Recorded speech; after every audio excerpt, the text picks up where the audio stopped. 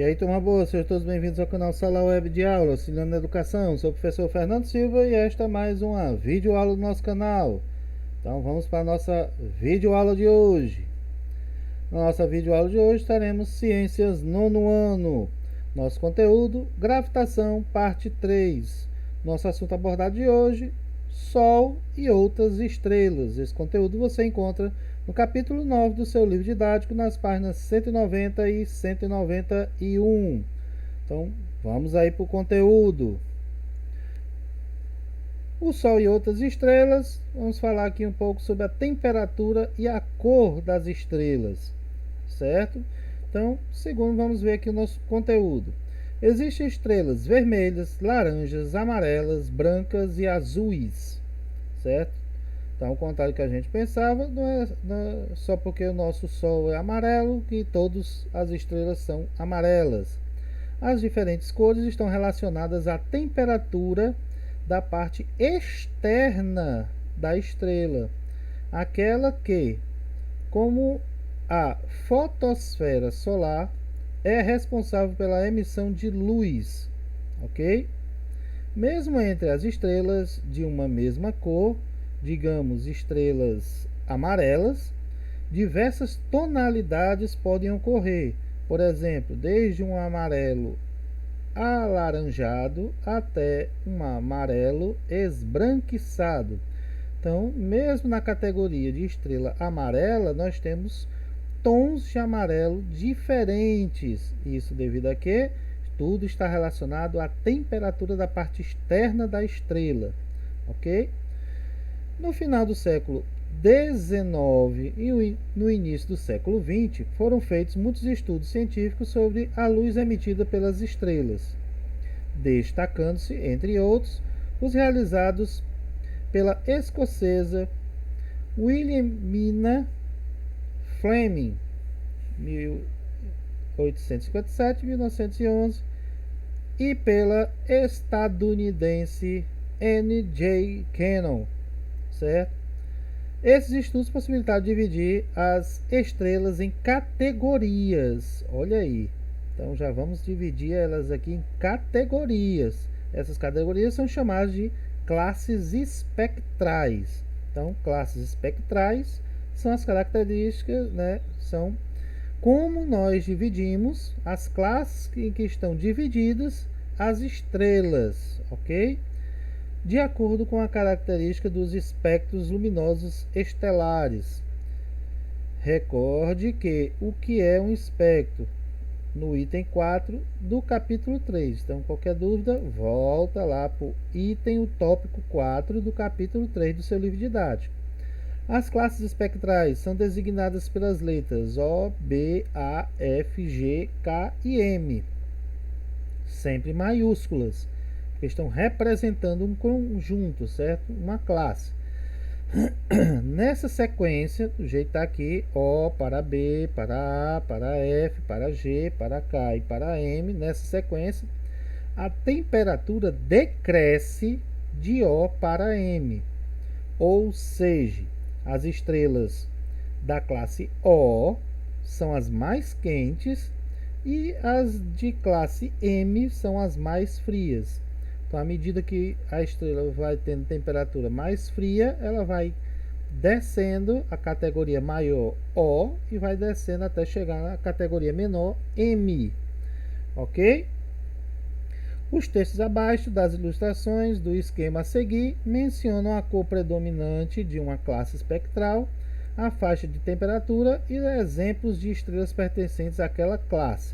Então, a cor predominante, como a gente falou, a cor amarela.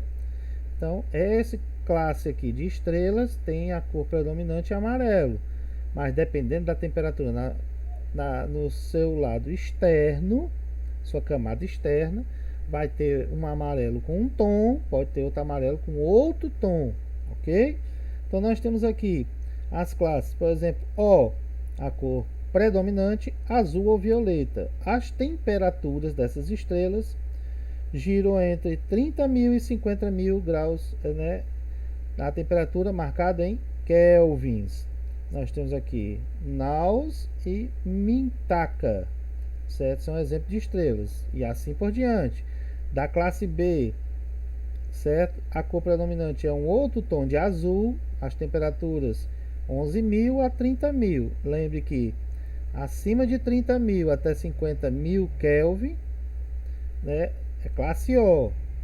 Abaixo de 30, mas até 11.000 é a classe B, certo? Um azul.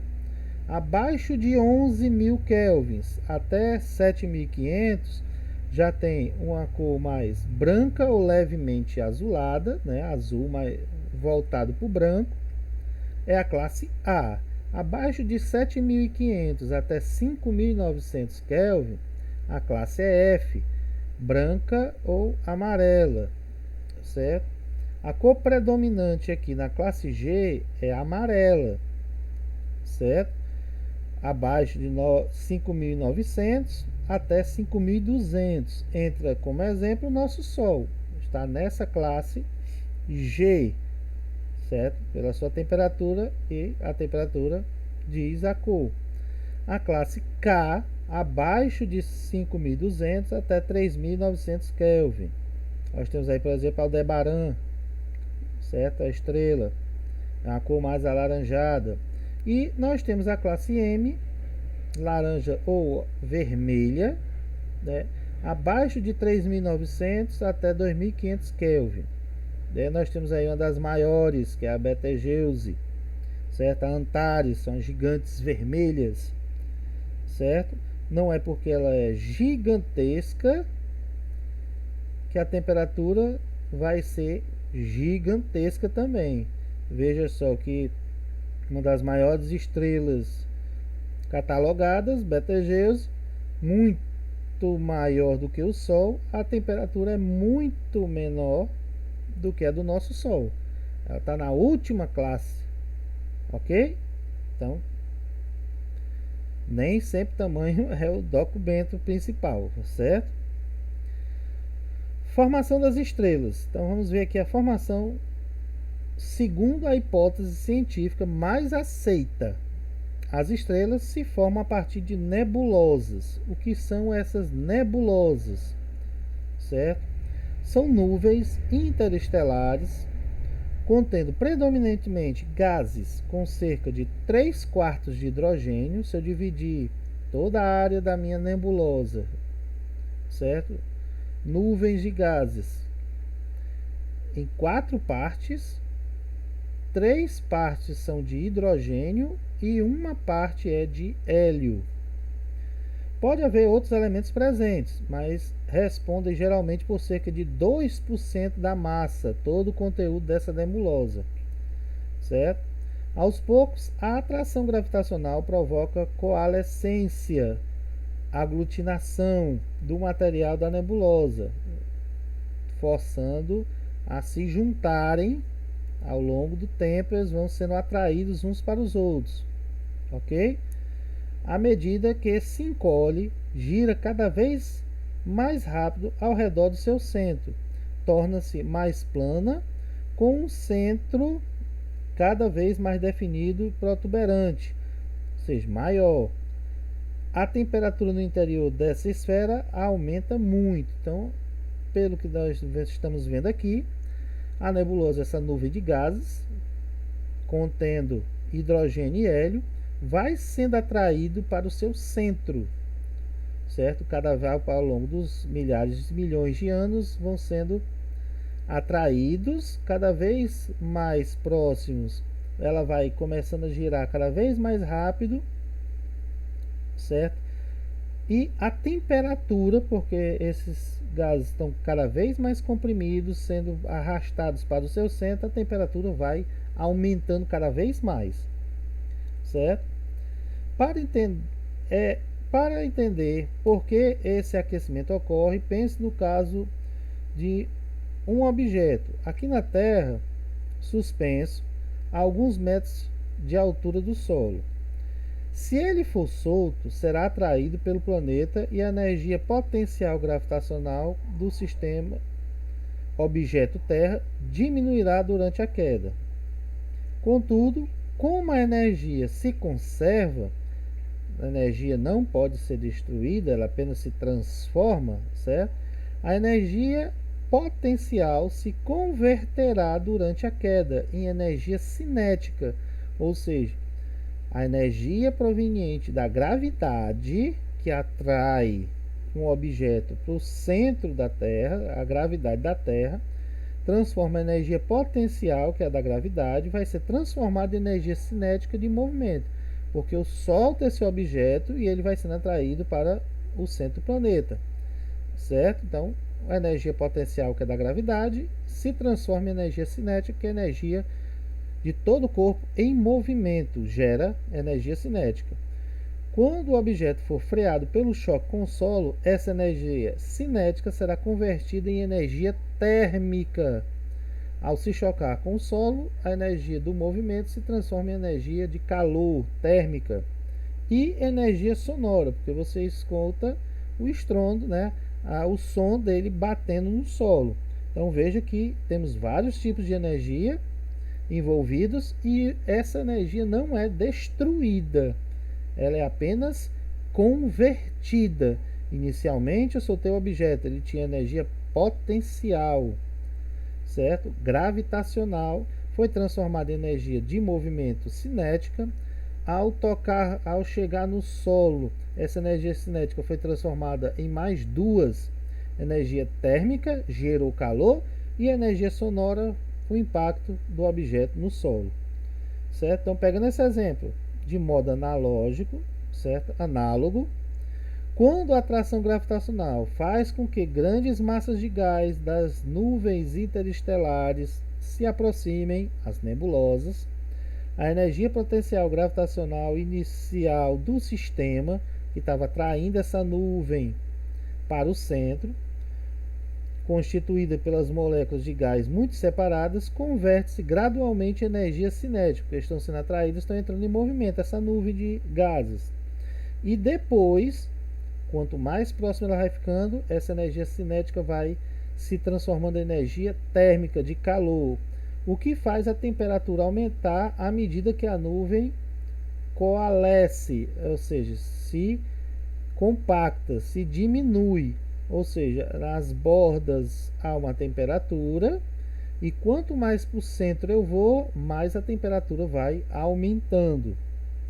Chamamos de protoestrela, do grego protos, que quer dizer primitivo, primordial, no início, né? O estágio precursor de uma estrela, ou seja, antes dela se tornar estrela, certo? Ela fica no estágio de protoestrela. Seria uma estrela primitiva, antes de se tornar uma estrela propriamente dita, certo? Antes que se inicie a fusão nuclear. Nós comentamos aqui, né, que nas estrelas ocorre algo que em nenhum outro lugar ocorre: a fusão de átomos de hidrogênio se transformando em átomos de hélio. Dois átomos de hidrogênio se fundindo, se juntando e se transformando em outro tipo de átomo, que é o hélio, certo? Então, fusão nuclear é esse processo aí.